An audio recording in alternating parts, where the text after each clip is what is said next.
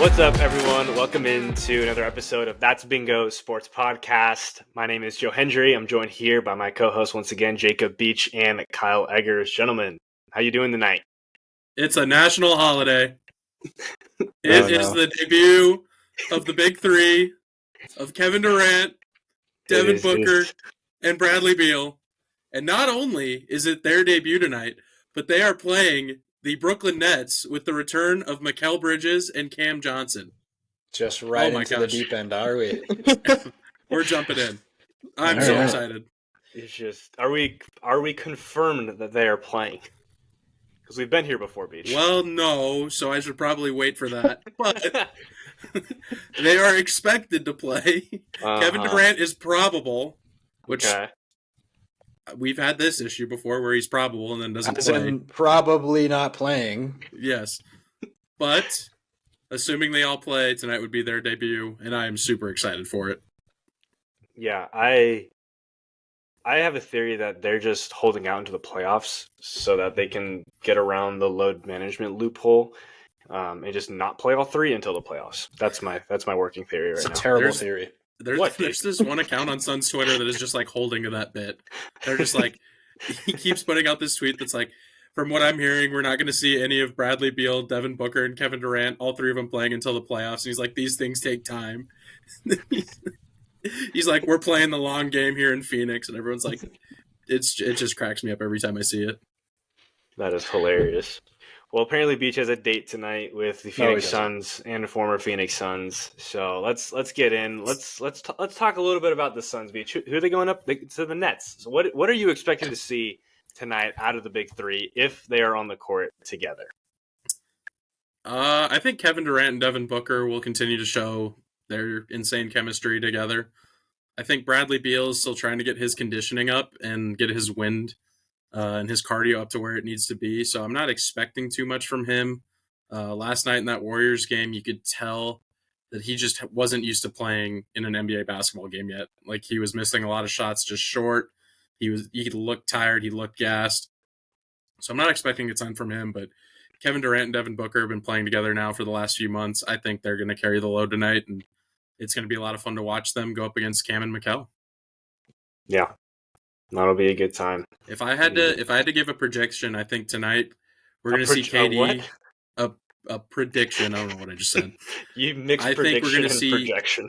I think we're going to see KD go for 35 plus, and I think we're going to see Booker probably go for 30 and 10. So 30 points, 10 assists, and a 27-point loss. No. Yeah. Well, you're going to send Kyle $20,000 to put the bet on that, right? That's what I heard. No, that was another thing. It's true. That was another thing. This is a different $20,000.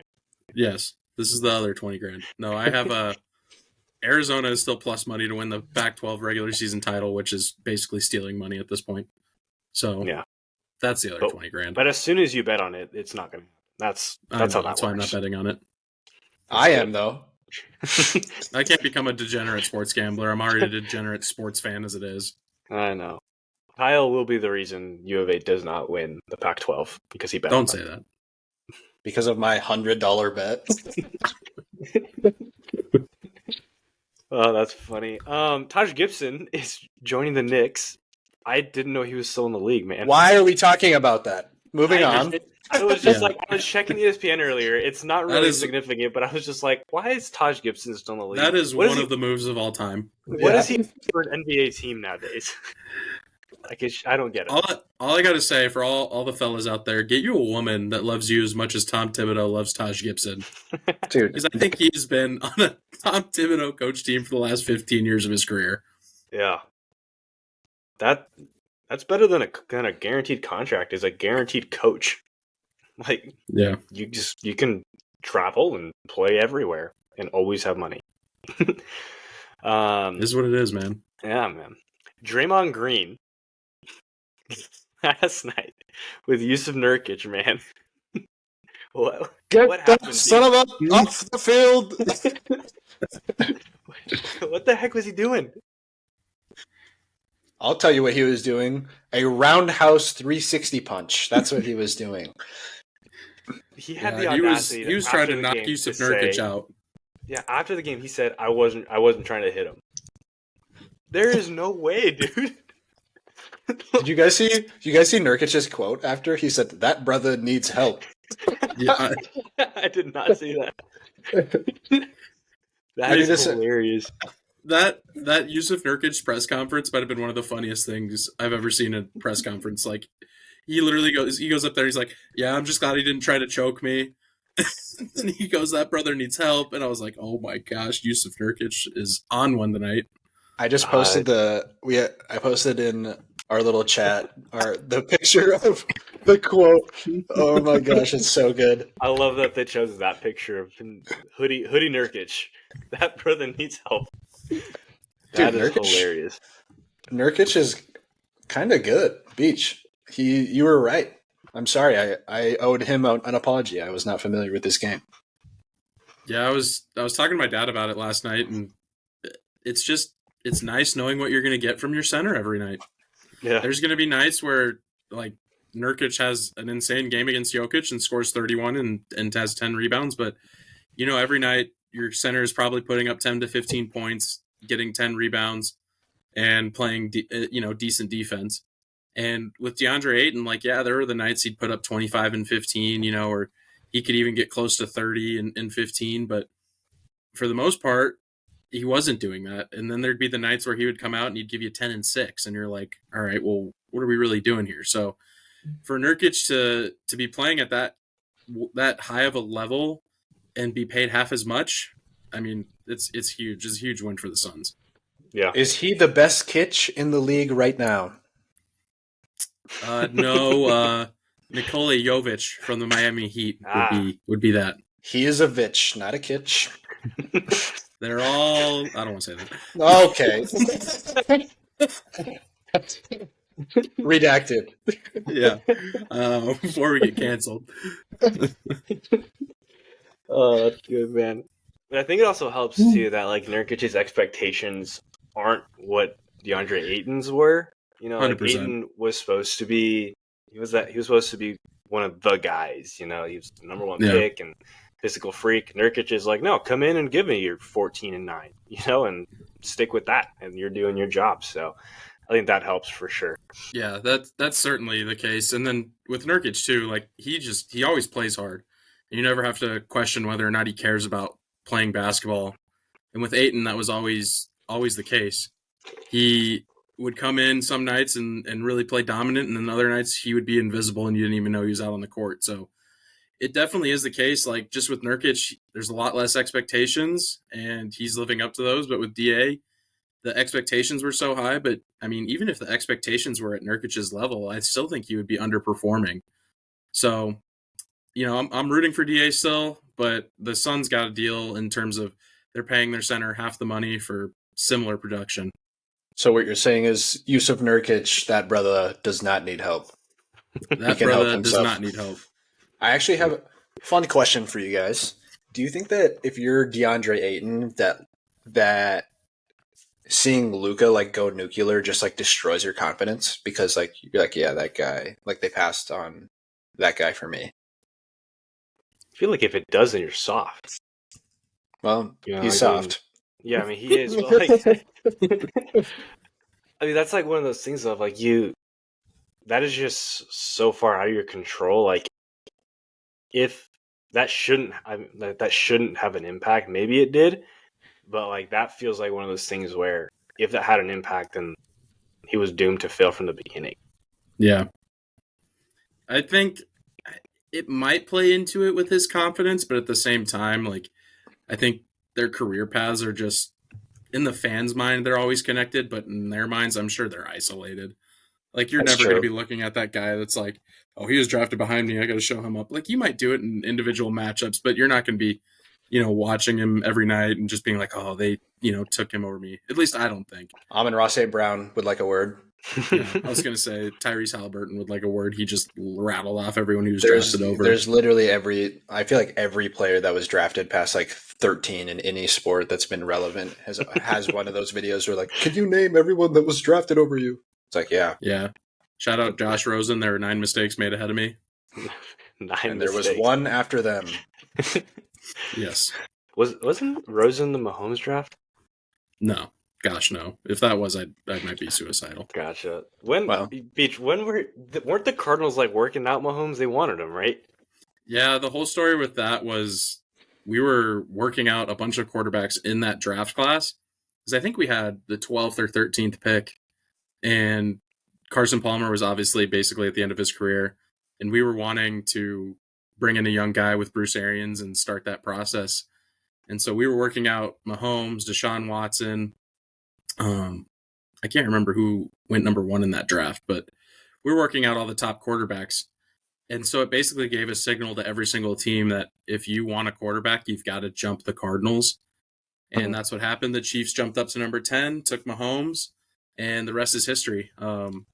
If he would have fell to the Cardinals at 13 or 12, whatever we were at, I have no doubt in my mind in saying that we would have taken him. Bruce Arians is on record saying, like, Mahomes had one of the best draft workouts he's ever seen. He said his IQ was off the charts. He really wanted him. Like, he was enamored with him. So if he would have fallen to the Cardinals, Patrick Mahomes would have been drafted by Arizona. Do you think the Texans take him, though? They had 12. They took Deshaun because Mahomes was gone. I'm looking at the draft class right now. Myles Garrett was actually the first pick. Trubisky was second. Trubisky was the first quarterback off. Trubisky. Yep. And then KC obviously took Mahomes at 10. Deshaun was at 12. And then the Arizona Cardinals took Hassan Reddick. Yeah. Eagles legend. Legend. Houston might have taken him if he was sitting there, but I don't know who they would have had higher because at that point, I mean, there is a real case to be made that Deshaun Watson was the better prospect coming out than Patrick Mahomes. Patrick Mahomes obviously was putting up all the raw stats, but Deshaun had just come off a national title with Clemson. He had played really well, and he had really good stats as well. So they very easily could have stuck with their original plan and taken Deshaun, but they might have switched. Who knows? But even if it does get to that, then you end up with Deshaun Watson, and that would have been a nice fallback outside of the or disaster. It would have been absolutely terrible for the Phoenix metropolitan area. Yes. That would you know who else was in that draft? Who? The Pastronaut. No way. When was he picked? Like Josh the third Dobbs went in the 4th round to Pittsburgh. Wow. And Nathan Peterman also in that draft. Yeah. So was Cooper Kupp the GOAT? Dude, that draft was loaded. It was. It really was. That was a solid draft. Yeah. Not the best quarterback draft, but I mean, you got Patrick Mahomes. Yeah. For a while there, it was looking pretty great with Watson as well. But that brings me to actually a question that has to do with the draft. We're moving on to the NFL here, unless you guys have anything more in the NBA. Talk to me. Let's play a little game, boys. No. Right. We're going to shout out Gus Johnson here with Maserati Marv. Okay. Marvin Harrison. Maserati Marv. So sick. Beach's dream draft pick for the Arizona Cardinals. I almost said St. Louis Cardinals. Arizona Cardinals is next year. Baseball, Kyle. Yeah, I don't know what that is. Beach wants Maserati Marv, right? I think that would be a great addition to that wide receiver room. He's tired of receivers that do not exceed 5'9". Correct, Beach? 100%. All right, well, let's play a little game, boys. I'm going to ask you guys Maserati Marv. Maserati Marv. To Boston. Or the following player, right? So I'm going to list off some receivers, and I want you guys to tell me who you take, and why. All right. Me first. So first one up, Maserati Marv or Amon-Ra St. Brown. Amon-Ra. Stupid question. Yeah, I'm still taking Amon-Ra. He's been insane. Okay. Good. Maserati Marv or Michael Pittman. Ooh. That's a great question, Joe. That really is. How old is Michael Pittman? Michael Pittman is 26 years old. That's right at the cutoff, huh?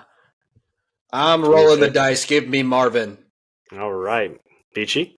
I'm also taking Marvin just because I think his ceiling is significantly higher. His ceiling is the roof. Yes. All right. Maserati Marv or Jalen Waddle? Jalen Waddle. Give me Maserati Marv. Oh, you're an idiot.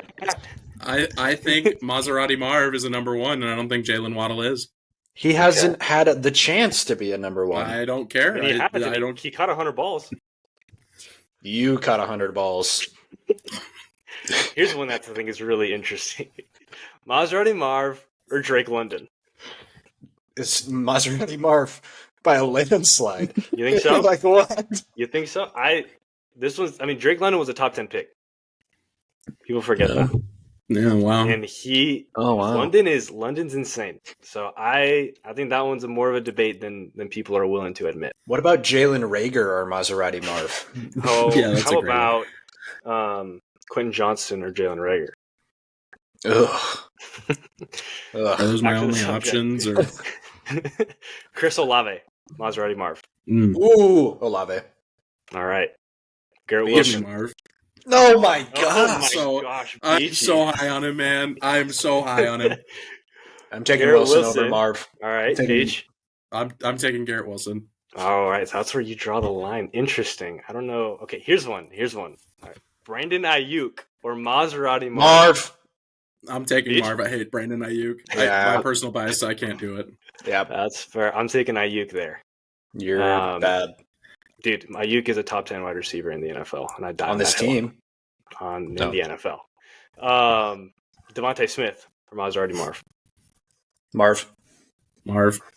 All right. And then I imagine we both take Chase, or I'll take Chase and Jefferson over Mr. Harrison, correct? I think you take Chase and Jefferson over anyone in the league. Cool. Probably. So that's fascinating. Beach is really high on Maserati Marv there. You think? Yeah. over Chris Olave, man, and Jalen Waddle. I just think he's gonna come in and be a number one wide receiver right away. Mm-hmm. Like, I think he's going to be one of those receivers that will rise above any situation that they're put in. Chicago Bears.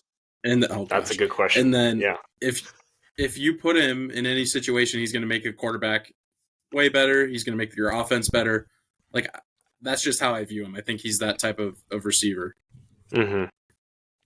Interesting. Can you give me a comp, Beach? Give me a comp. Somebody that does the same thing in similar situations. Dude, you know who he's going to say, dude. You know exactly I'm not who he's going to say say. I'm not going to say that.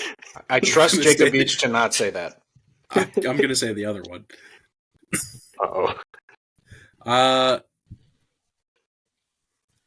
I think this is just for their rookie year, like, type of impact. But I think he can come in and have the impact that Anquan Bolden had in the NFL with the Cardinals. What is wrong with you? What is wrong with you? I think he can do it. So who's I'm We're not as angry at the comp. It's just that the system you picked Anquan Bolden, rookie Anquan Bolden. I'm sorry, it's the first thing. Who was a in my Cardinal? head, and it wasn't leaving my head. That's fair. That's fair. I just think he's one of those receivers that can do everything. He can be a possession receiver when you need it. He can be the guy that makes a big play, deep down the field when you need it. And he can be the guy that's working the intermediate routes. He can do everything that you want a number one wide receiver to do. No different than Jamar Chase, Justin Jefferson, AJ Brown, some of those guys right now. Like, they can do anything that you want them to do. All right, and now Kyle's derailing the show. I have no idea what you're talking about. Yeah, that's bingo for sure. Here's a question: do you think the Cardinals actually take him? You can have a lot of holes, right? The trenches need to get filled up and whatnot. Like, you need defensive linemen, offensive linemen. You have a quarterback in place, good head coaching staff.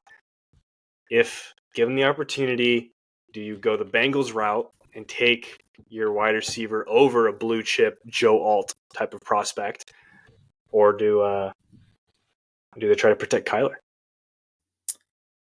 It's tough, but I'd be hard pressed to think that they wouldn't take a wide receiver, just because you're looking at a receiving core right now of Hollywood Brown, who's a free agent, Rondale Moore, who's underwhelmed his NFL career so far, Michael Wilson, who's shown flashes but is an injury-prone wide receiver dating back to his days at Stanford, and then Trey McBride, who is really coming on as of late, but again, he's a tight end. He's not a wide receiver. So it's not like there's any household names or any number one wide receivers in that room that you're looking at that are like, that's my go-to guy. And that makes it hard to have an offense in the NFL right now. If you don't have a go-to wide receiver, it makes it hard to move the ball, makes it hard to get big chunk plays, and it just makes it harder for the quarterback to be effective. We've tried the Hollywood Brown number one wide receiver route, and it's been okay at best at times. I think they let him walk, and they try to bring Maserati Marvin, and they roll the dice and see where it goes. If they went and drafted another tackle, or like you said, Joe Alt from Notre Dame, I wouldn't be upset at it at all, because protecting Kyler is very important, especially after the ACL. But man, Marvin Harrison might just be too good to pass up. I can't wait for, if he busts, all of the memes are going to be so funny. Mazda Marv. Come on now. Mazda Marv, that's a good one. Kyle, do y'all have a first-round draft pick this year? We do, for the first Oh my time in gosh. like 5 years. Oh It's my electric. gosh, it's a party. That's Right now we're picking in like what the do you want mid-teens. out of the draft this year? I just want to pick somebody, you know? I just want to pick a player that's going to play football in the NFL. Like, I trust that scouting department so much. It's insane. I have like an irrational trust in that scouting department because of what they've turned 3rd through 6th rounders into. Like, I could list like 10 like decent NFL starters that will be, 3rd to 6th rounders, and we've done it year in and year out. I wouldn't mind an edge rusher. You missed somebody on the edge, like with Aaron Donald taking 3 O linemen. Like, we missed somebody on the edge, like a Von Miller type role. I wouldn't mind anybody in the secondary. I wouldn't mind a linebacker. Like, I just think that you probably just draft defense. That's like kind of my only ask. But I don't really care. At what point do they draft a quarterback behind Stafford? Do you think, is that coming up, considering his injury proneness? Probably next year, just because, like, one, if we finish out the season mid, which is what it's looking like, we won't be in a position to get a good quarterback. And 2, like, I think Stafford still probably has 2 to 3 years left, which is like good and bad, because like we'll be competing, but it's bad because we're not going to be in a position to get any elite quarterback talent for a while. Yeah, no, that makes sense. So I guess I'll have to wait and see what happens there. With the Rams and Sean McVay, as long as he's their head coach, I don't think you need an elite quarterback to be successful. It's kind of like the 49ers and Shanahan. Like, they can put anybody, I don't want to say anybody, but they can put just like a Jared Goff type guy back there and still have a ton of success. Yeah, like, go ahead. You can find a late first round or middle round NFL quarterback, and if you develop them just like the 49ers are doing right now with Brock Purdy, you're going to have a starter in the NFL for a long time, just because of how good that offense is with McVay. Yeah, dude, Beach, you're 100% correct. People forget, like, Goff was statistically the worst starting quarterback in the NFL when McVay took over, and also he was statistically the worst number 1 overall draft pick, like, ever before McVay came, and then he turned him into a quality starter. Like, that's all we need, you know? Yeah, 100%. I do have a question there. How much of that, though, is on Gurley? Right, like the attention that he was able to take away from Goff. With, like, Kyron's awesome, and he looks like he could be a really good running back for the Rams. Is that one of those things where the quarterback would have to come in and, by default, be expected to do more because a guy like Todd Gurley isn't in the backfield, or does that not matter because of the McVay system? Yeah, I think people forget with, like, the Cam Akers saga, with who was his CJ Anderson taking over for Todd Gurley's corpse. Like, the Rams offense is built for one, like, elite running back to just go ham. Like, if any of you played fantasy football when Todd Gurley was in his prime, the man was a force. Like, he was going to score 1 to 2 touchdowns a game and get 100 scrimmage yards. Like, it was just going to happen. Yeah. And, like, I love Kyron Williams. I don't think he's that good, you know? He's not doing anything outstanding. So, like, if we put some draft capital, like, in the first 2 rounds, I think that was what the thought process was behind drafting Cam Akers. He just turned out to be injury prone and not that good. But, like, our offense could seriously benefit from a really good running back. So I don't mind that take at all. Yeah. Yeah, I'm curious. I have been impressed, though, with Williams. Like, he does feel like, I think I texted you, Kyle, he almost feels like a bit of a smaller, early Austin Eckler type type of player. He's a little bit lighter, a little bit shorter, but he runs hard, and he's able to run between the tackles because he just slips behind the lineman and he can catch the ball real well.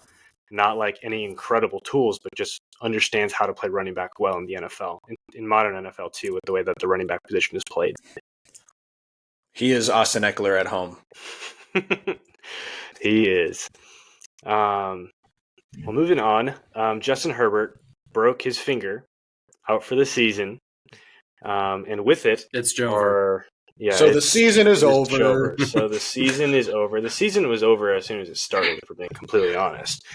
But man, it's wild to see. We're going to see how bad this team actually is. It was really interesting to see like people when Easton Hockey Stick came in to the game, and he just was terrible. Like he had like 179 yards passing, but he barely completed 50% of them. He had like 2 fumbles. He's not it. So it's a bummer to see him out for the year. I am just worried that this is going to give Brandon Staley another excuse.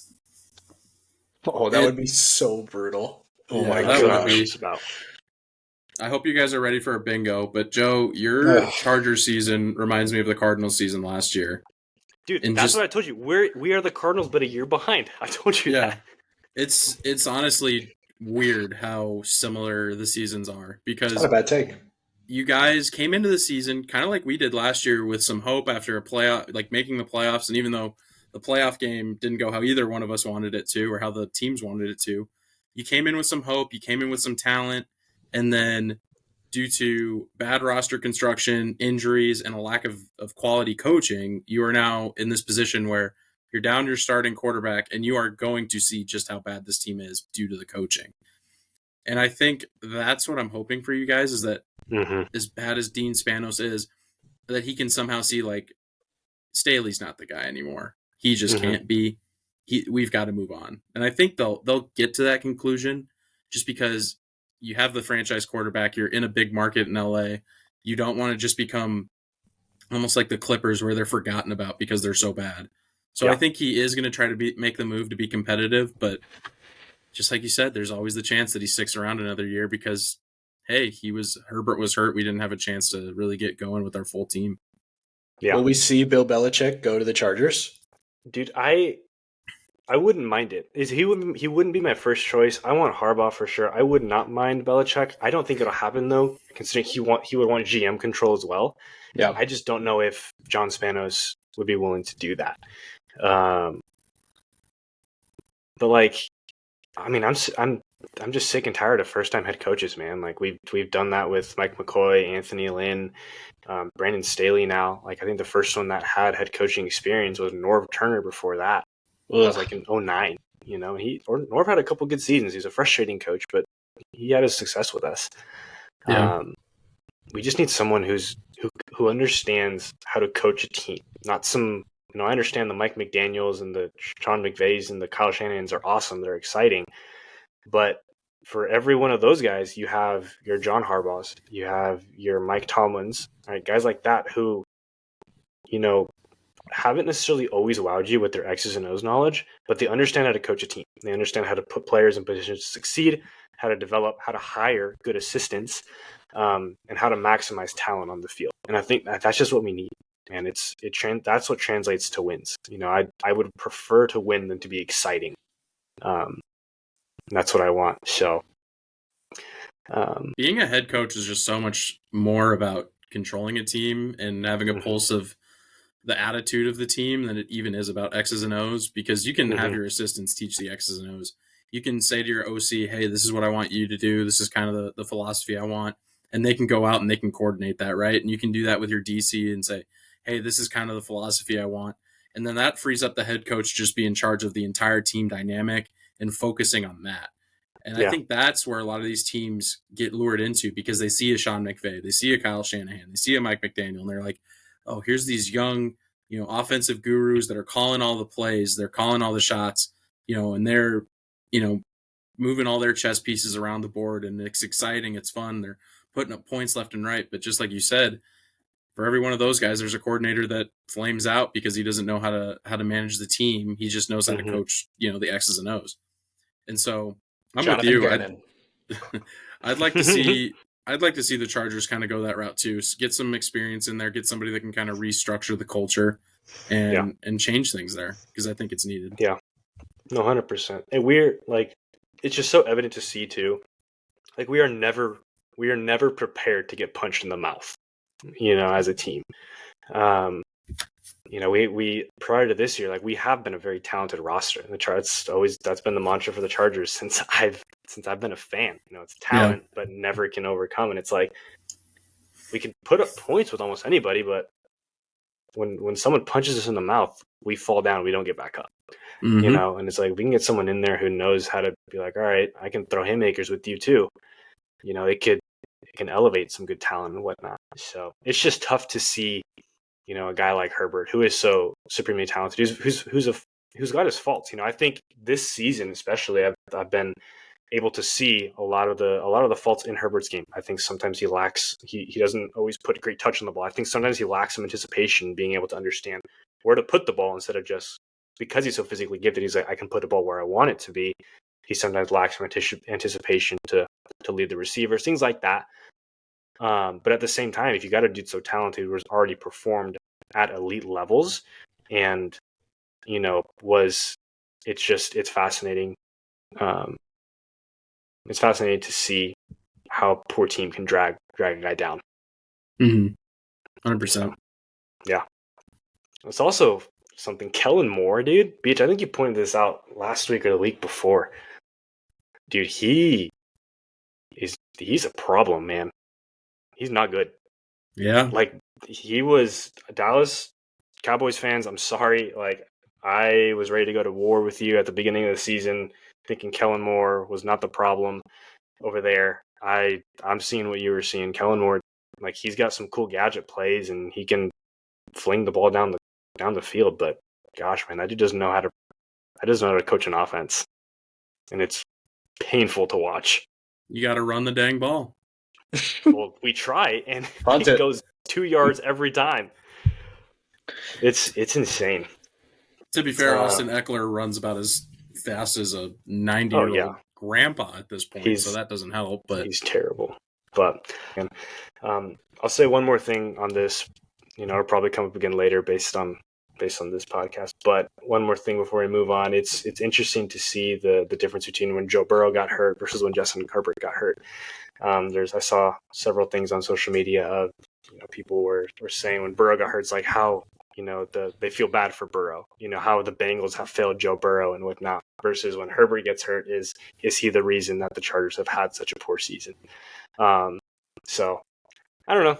Some food for thought for you Herbert haters out there. I'm right here. Let's move on to the next topic, though. I do want to talk a little bit about Justin Fields, if we can. I'm just curious to know you guys' thoughts. He's played pretty decent in his return from injury. Justin Fields has been a very solid quarterback. I don't necessarily think his future is on the Bears. I think that they'll move on. They won't have to pay him. They'll have a number one pick, and they can do a lot of cool things with that. But I'm curious to know your guys' thoughts. Does Fields, could he be successful on another team? I think he'd definitely have a better chance than where he's at. Like, I think that the Bears they're just a train wreck of an organization, I think. But I think that there's several teams that could use the upgrade at quarterback and would gladly give him a shot. I think of the Steelers, just off the top of my head. Like, Steelers had Justin Fields. I think that that's a pretty good match. I don't know. I just think that Fields has been blamed for too much when he's had, until this year, like pretty terrible weapons and not great protection. He's had a great defense, but I think that Fields has been overhated. Yeah. This feels kind of like the Jared Goff thing in LA again, where I think Jared Goff and Justin Fields, when everything is perfect, I don't want to say perfect, but when they have good pieces surrounding them, they can work and they can be really, really good NFL quarterbacks. but you have to make sure you get those pieces right. And the Bears they haven't done that yet. So I don't know if the Bears necessarily need to move on from him, but they need to do a better job of getting the pieces around him, surrounding him with talent on the O-line and at receiver and at running back, and being able to let him just be himself and not having to try to carry the entire weight of the offense. Mm-hmm. So I'll ask you this, because you said the Bears don't necessarily have to move on, right? His payday is coming up. He's probably going to make somewhere along. I mean, I wouldn't be surprised if he gets Daniel Jones money. If Jones is getting paid that, you got a young quarterback who's talented, right? Fields is on pace over a full season this year. He'd about 3,500 passing yards, 25 touchdowns, only 11 picks. He would add another 800 on the ground, which has value, right? And he is, he still gets sacked a lot. His accuracy is a little interesting sometimes. Is that worth paying? Do you want to continue to work on the project, pay him, try to surround him, trade out of the one pick, get a bunch of pieces, or would you trade Fields and take Williams? I think I would trade him and probably take Williams, because one, I think Caleb Williams will be better, and two, he'll be cheaper for longer right now. Yeah. But I wouldn't be shocked if they didn't, just because they've already started building with Justin Fields, and he is a good quarterback, I think, with the right pieces surrounding him. The thing I think they might lean towards doing is franchise tagging Justin Fields and then kind of letting it play out for another year and then seeing where things go from there. Now, obviously, if you do that, you're missing out on a guy like Caleb Williams, but you could still end up at the top of the draft next year and see where things go. So I think that's ultimately going to be their direction. They might franchise tag Fields this year, and then come next year, we're talking about, all right, is he up for a contract? Are the Bears going to give it to him, or is he going to be allowed to walk somewhere else? Yeah, it'll be interesting to see. Kyle, any more thoughts on Fields there? Not really. I mean, I think Beach's take is a pretty good one, and I think that if you're the Bears, I don't really think that you can pass up on Caleb Williams. I think that could be something that you just look back on and kick yourself for.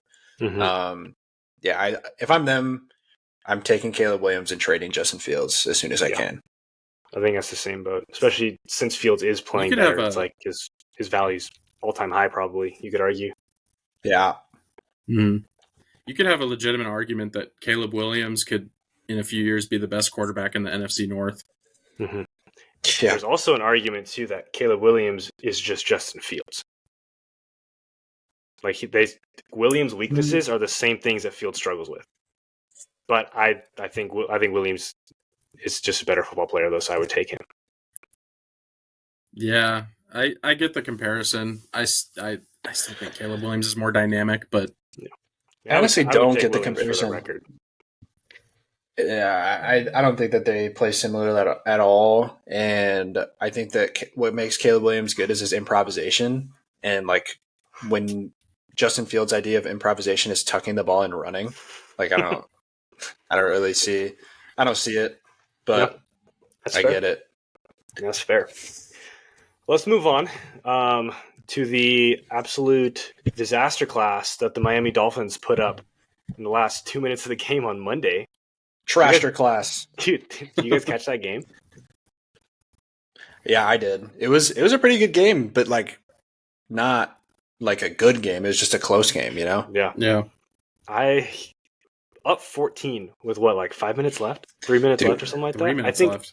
Yeah. I think the stat was teams were 0-767 before that, being down that many points with 3 minutes left. And they came back and they won it, man. Good on Tennessee there. What do you think of Levis? Dude, Levis is interesting. I watched him play for some reason 4 or 5 games this year. I don't know why I've ended up, I don't know, just the worst end of Sunday ticket, but he's got very good arm talent. He just has poor decision making at times, which is just a very rookie quarterback thing to do. But he doesn't look bad, and the rapport that he has with D-Hop is very good. D-Hop has had some games, so I don't know. I think he could be solid, but I think jury's still out on him. But he's solid. Yeah, I agree. I think, like you said, jury's still out. But I don't know. I was doing some digging around. I will say I I'm starting to believe in Levis for sure. I was telling Beach earlier, it's one of those things of like I'm going to bet on the talent. And Will Levis has it all, dude. That dude can throw the ball with anybody in the league with the best arms out there. And I think you can coach up other things. You can coach up that decision making. He can play to his strengths, and you can put him in a position to succeed, which I think the Titans are slowly doing with a good head coaching staff. But I was checking out right, probably the last true project quarterback we got that turned into something is Josh Allen. Right now, again, Levis is not Josh Allen; doesn't have his mobility. But Allen's rookie year over a 17-game pace, he would have thrown for about 3,000 yards, 15 touchdowns, 19 picks. Right? He would have added about 900 more on the ground, completing 53% of his passes. Right now, Levis on a 17-game pace would pace for about 4,000 yards, 20 touchdowns, 7 picks. Right? Completing almost 60% of his passes. So it's one of those things where, right, he might turn out good, but he might turn out terrible. But man, I think Levis is flashing a lot, and he's doing some really good things out there to where I think Tennessee might have the quarterback of the future. They obviously would have to surround him with some really good weapons, but I'm buying into Levis stock for sure. I think you always want to see rookie quarterbacks have some flashes, and he's flashed plenty of times this season so far. And so I think going into next year, he's only going to continue to improve, especially if they can keep DeAndre Hopkins there. He's got all the talent in the world, like you said. And so I'm excited to see where he grows. The biggest thing, I think, with those stats that you just threw out that sticks out to me is just the interception numbers being that low at 7. Mm-hmm. With Josh. I mean, I know Josh Allen's the gunslinger, and he's prone to turnovers, no different than Brett Favre was, right? But 19-7 is a pretty large difference. So if you're getting those positives of the big arm, the crazy throws, can make any throw on the field while only turning the ball over a limited amount of times, I mean, that's what you're always looking for. You're looking for the guy that can make every throw, yet knows when to take the easy throws and not try to make every throw. And that's what I'm interested to see if he can turn into. Yeah. I'm curious to know too, but it'll be fascinating one. On the other side, man, Dolphins fans are kind of going through it right now. Shout out you guys, you Dolphins fans out there. Finally starting to see what it's been like for me for a while, and how your quarterback sucks when he doesn't have any help around him. But mine succeeded even when he has no help around him. What is going on? I'm just calling it how I see, man. Way to get in there and make it about you. Dude, that's that was off what the it rails. is, man. That's how it is, bro. Holy cow. If Tua doesn't have help, he's bad. Herbert succeeds despite situation. So what has Herbert succeeded in? He has been one of the best quarterbacks in the game for the past 5 years or 3 years that he's been in the league. So what's it led to? Who cares? He's been successful. It's a team game. I care, Joseph. I care what it's led to. The people care. Yeah. America cares. It's a team. It's a team game, man. Herbert succeeded. He's done his part. It's not his fault. He hasn't done anything with it. It's the most selfish take I've ever heard. This is why Jalen Hurts is better. Jalen Hurts has been figured out. That's all I gotta say. We don't have enough time to Justin talk about. Herbert's been figured out. Oh no, he has not been. He's been fingered out. He has no fingers. That's a terrible joke. If that doctor doesn't puncture Tyrod Taylor's lung, we're not even here talking about Justin Herbert. We're talking about Tyrod Taylor leading the Chargers to the Super Bowl. Shout out that doctor, man. Anything else in the NFL you guys want to talk about? I certainly don't want to hear you talk about the Dolphins anymore because that was ridiculous. Yeah, no, but I think your NFL privileges have been revoked, Joe. Dude, you're done for today. I will cook when I talk about the Dolphins. Oh no! Right. Oh gosh, that's all. We're almost done here, but we'll move on to our last little bit of today. Shohei Ohtani signing with the Dodgers, 10 years, $700 million. Beach, I'm going to let you talk first so I can blow off a little bit of steam because I'm already angry again. The more I sit with this move, the more it angers me less. And here's my reasoning. The only way the Dodgers ever implode is by them signing a guy like Shohei Ohtani to this contract. Now, I will never hope that Shohei Ohtani remains hurt or anything like that because he is a phenomenal baseball player. But it's a lie, and you know it. Well, I just hate the Dodgers. But with the Dodgers giving out $700 million to a guy who is basically a DH right now, we don't know what his pitching arm is ever going to turn into again. That could be a massive amount of money to give to that guy. And the biggest thing I'm frustrated right now with is the deferrals, but whatever. In 20 years when the Dodgers have no money because they're paying Shohei Ohtani, $68 million a year, I'll be fine with it. But the Dodgers are always going to make moves like this. They're always going to be able to spend more, and you just have to be able to accept that reality. If they're going to spend $700 million, I'd rather it be on a guy like Shohei Ohtani, who has a little bit of an injury history and he's more of an unknown. And while his peak is probably the highest peak in baseball, he's not always at that peak. I'd rather see that than maybe them going out and trying to get like a Ronald Acuna or something like that, who's less injury prone, even though he had the ACL. We just don't know if Ohtani will ever be the two-way superstar with him now having a second UCL tear. Mm-hmm. Still hate the Dodgers, though. I still hate them. Yeah, that's fair. I think so. I found it annoying. I remember when the trade went down, I was just like, oh, bummer. Like, he went to the Dodgers. I was more annoyed. Like when I saw it was $700 million, I'm like, that's a crazy overpay. I don't care who you are.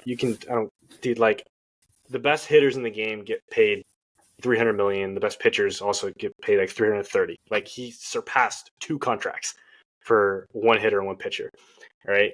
And I was like, it's annoying. He went to the Dodgers of all the teams. I can live with it. And then the deferral idea came up, right? And I'm a little bit less frustrated with the Dodgers and with Ohtani, right? Like, I hate the Dodgers more than anything. I am incredibly frustrated with Major League Baseball. That's the problem that I have, right? Is you got this dude who's making best player in the game right now. He's making $2 million a year over the next 10 years. Contracted for $680 million of that deferred to the end of the deal, right? And I'm gonna sound really complaining right now, but when you have a league that says we're gonna step in last year, when the Padres were rumored to have offered Aaron Judge $400 million over 14 years to drop the annual average, so I can get under the luxury tax, right? But the MLB says no, we would have stepped in and stopped that because you couldn't get under the luxury tax. But then you got the darling over here that does the deal to get around the luxury tax so they can acquire more with more money. That's the problem I have. You got national media pundits, you got Ken Rosenthal, Jeff Passan, John Morosi, guys like that who are here saying what the Padres have done, signing Machado, right? Signing Bogart, signing Tatis, like that has not been good for the game. Saying that, the little brother, you guys need to stay down. You guys need to, you can't be spending money, right? It's not sustainable, right? Up to the day that Peter Seidler died, right? They were crapping on him saying what he's doing is not good for the game, right? And then all of a sudden they're pushing this agenda where they have to trade Soto. They have to trade Soto because he needs to go to a bigger market and they need to get under the luxury tax. It's like we have proven that we don't need to do that. But then all of a sudden when the Dodgers do it, it's all fun and games. When they try to loop around the luxury tax, it's good for the game, right? And that's the frustration that I have is the double standards. And I understand my fantasy isn't the reality. It's never going to change. But the double standard is they're creating a really dangerous precedent right now in being able to allow this to go through, especially when they've said that they would not allow the luxury tax to be circumvented like that. I think they're approaching really dangerous ground that is scary to say the least.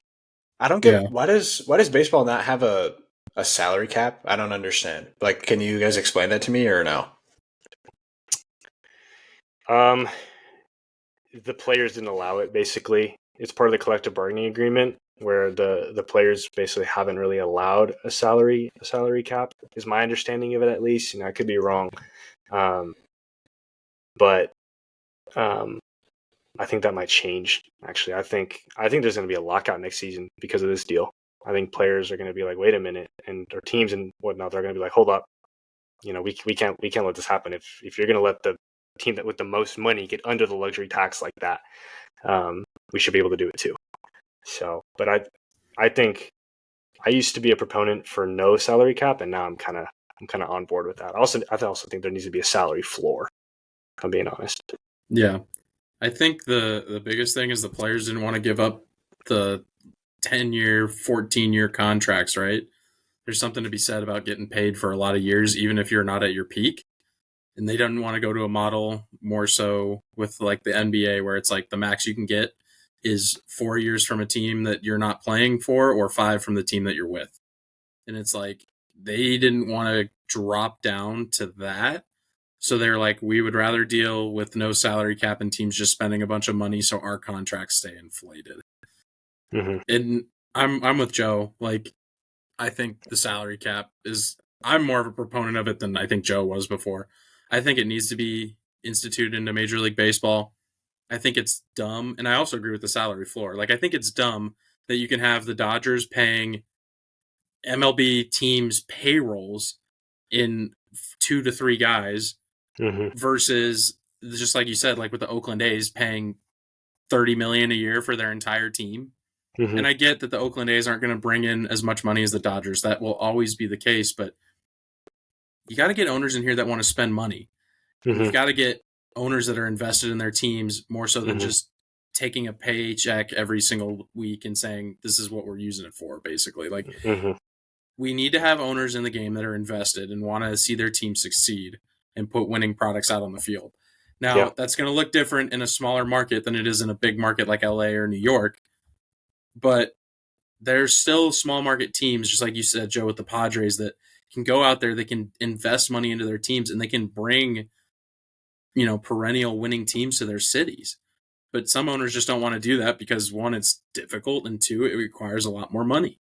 And so I am of the belief that there needs to be a salary cap, there needs to be a salary floor, there needs to be some regulation on this, because just like you said, like, this would be like if LeBron signed a vet minimum deal in the NBA for 3+ years. Yeah, it's like I heard someone say that it was if Patrick Mahomes and Micah Parsons were one player and they went into the open market.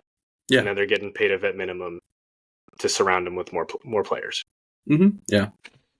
Oh my gosh! Thank you for that comp. That's insane. They need to make baseball illegal. Beach, you said something interesting. I'll finish up just my rant here, but you said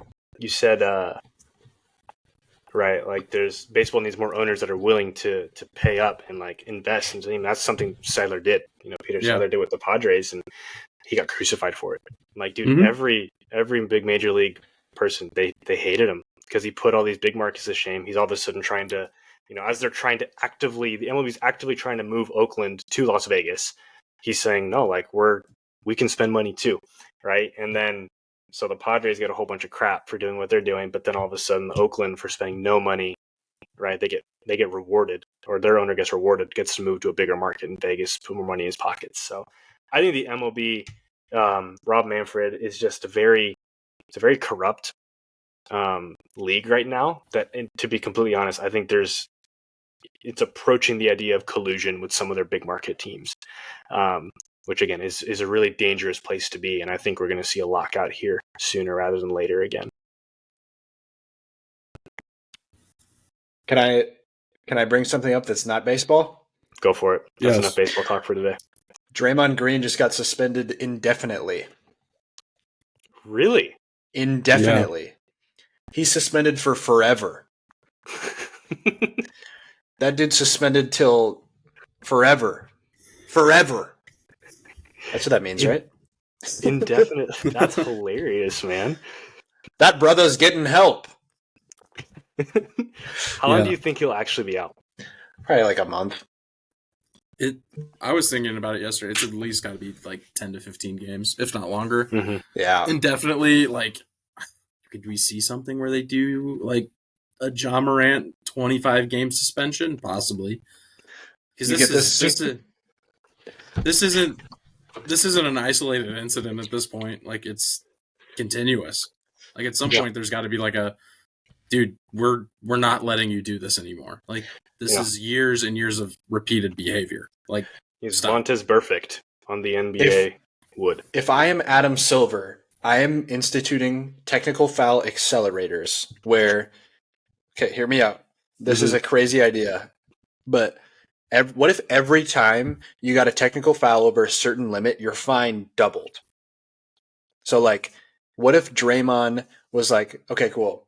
He's making what, 30 million a year or something, whatever. He's making 30 million a year. The NBA, I have no idea what the technical fouls they get paid. Like, you get 12 technical fouls in a season or whatever, and your 13th you get fined 10K. Okay, next one you get 20K. Next one you get 40K. And like this would affect such a small amount of players. That would like pretty much be the Draymond rule.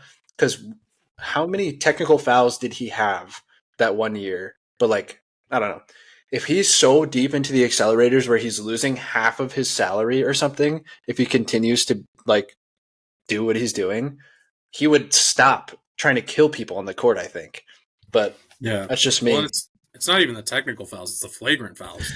Like I can get the technical fouls, but like he's already at 4 flagrant foul points or whatever they said last night on the broadcast. Like he is just dangerous out there. Like this is 2 plays in a matter of months where he's seen choking out another NBA player and then actively swinging on an NBA player in the middle of a game to try to sell a call, supposedly. I'm with you. Like, I don't know. I don't think technical fouls would be the case, but like flagrants, I'd be like, all right, you're getting fined $50K for your first, after. So let's say you get 5 flagrant foul points the entire year. Because there's going to be things that happen, pushes, shoves, all that.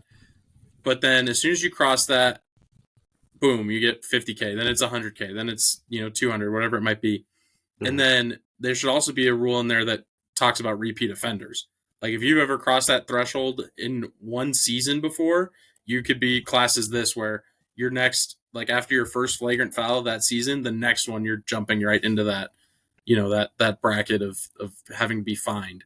Dude, I just looked up okay, I want you both to guess. How much do you think you get fouled for? Okay, so I'll give you guys a framework.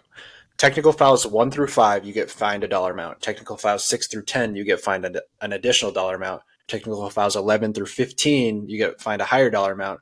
And then technical fouls 16 and on, you get a dollar amount fine and a 1-game suspension. What do you guys think that the first 1 through 10 technicals are in terms of a dollar amount range? I want to know what you think without looking it up.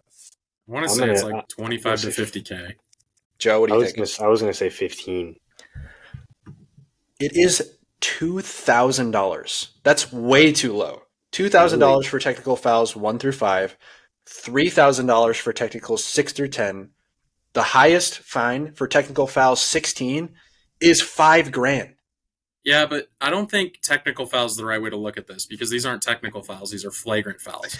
That's fair, but because technical fouls, it's like, dude, you can be arguing with a ref and get a technical foul. Like that's one thing.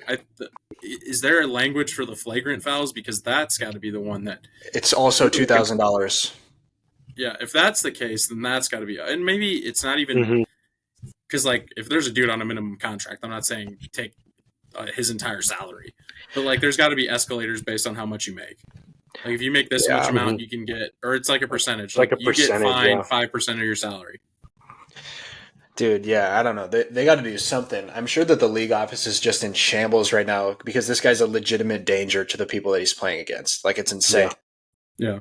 Just like Stephen A. said, the worst thing that Nurkic could have said is basically that guy needs help, because now everybody in the league is just viewing this guy as a lunatic that is acting irresponsibly, which he is.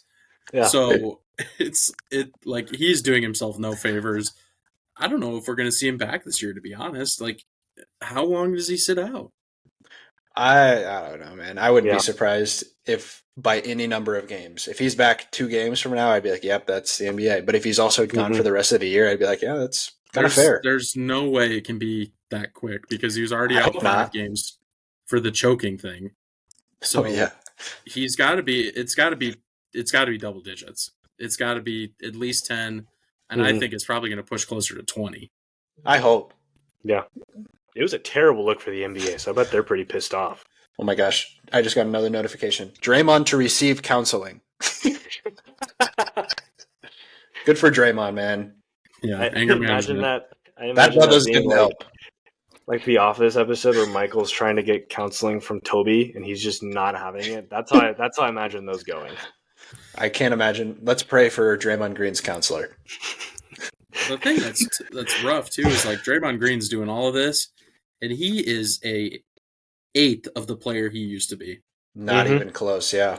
He got thrown out last night, and I think he had 2 points and 2 rebounds Oh, into the no. third quarter. Like he just doesn't, and his defense has fallen off. So now he's just a head case out there.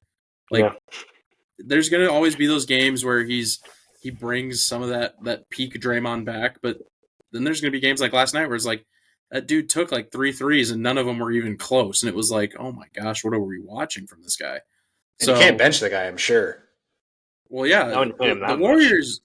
I was listening to Kenny Beecham talk about this today on his YouTube channel, and it was like the Warriors are at like a crossroads. Like, what do you do?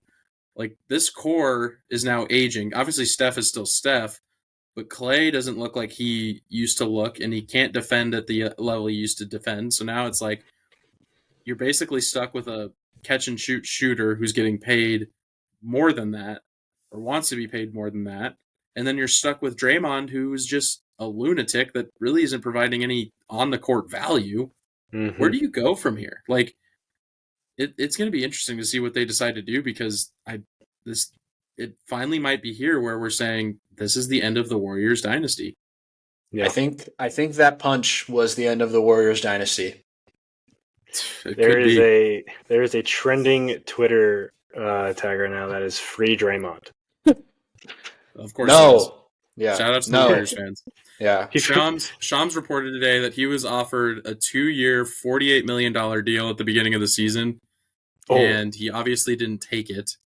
And so now he's going to be sitting there. He reported the deal's off the table entirely, and so now he might be really looking for a new team in the next few months here. A new job.